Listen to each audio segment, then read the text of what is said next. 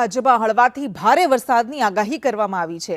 ગાંધીનગર અને અમદાવાદમાં વરસાદનું યલો એલર્ટ આપવામાં આવ્યું છે, તો આણંદ, ખેડા, વડોદરા અને નર્મદામાં વરસાદની આગાહી કરાઈ છે।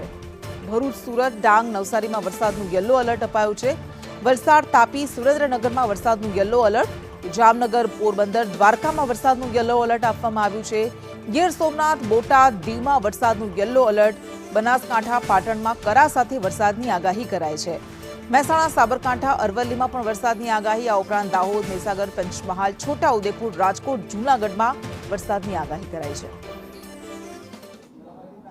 અને વધુ વિગત માટે ન્યૂઝરૂમથી કિન્નરી મારી સાથે લાઈવ જોડાઈ ગયા છે। કિન્નરી, હજુ 4 દિવસ રાજ્યમાં વરસાદ પડશે અને એના માટે રાજ્યવાસીઓએ તૈયાર રહેવું પડશે, શું કહે છે સિસ્ટમ?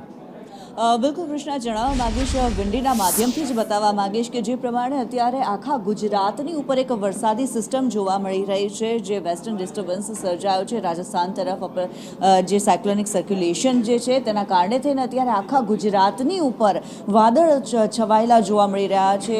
તમામ જે મોટાભાગના જિલ્લાઓ છે તેની ઉપર વાદળ છાયું વાતાવરણ અત્યારે ત્યાં અનુભવાઈ રહ્યું છે। લોકોને પણ એ અનુભવ થઈ રહ્યો છે કે મોસમે પોતાનો મિજાજ બદલ્યો છે। અને જે પ્રમાણે હું વિંડીના માધ્યમથી આપને બતાવી રહી છું, અમદાવાદ હોય, પાલનપુર, રાધનપુર, મહેસાણા કે પછી સૌરાષ્ટ્રના જે ભાગો છે, રાજકોટ છે, જામનગર છે, ગોંડલ, અમરેલી, જસદણ, ભાવનગર, આ તમામ જગ્યાએ અત્યારે વરસાદી વાતાવરણ છવાયેલું છે। અને અત્યારે હાલ 1 વાગ્યાના સમયનું આ અત્યારે જે ચિત્ર છે તે હું બતાવી રહી છું, જે દ્રશ્યમાં દેખાઈ રહ્યું છે।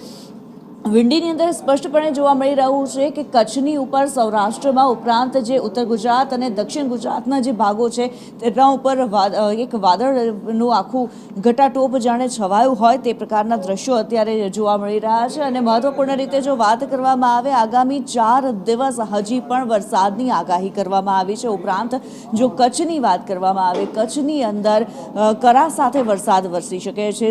હળવાથી સામાન્ય વરસાદની આગાહી કરવામાં આવી છે। મોટાભાગના જિલ્લાઓની અંદર યલો એલર્ટ જાહેર કરવામાં આવ્યું છે વરસાદ માટેનું। આ સાથે જ જો વાત કરવામાં આવે, વરસાદની સાથોસાથ લગભગ 50 થી 60 કિલોમીટર પ્રતિ કલાકની અંદર ઝડપે પવન પણ ફૂંકાઈ શકે છે। કૃષ્ણા, જી બિલકુલ, આભાર આપનો તમામ વિગત માટે।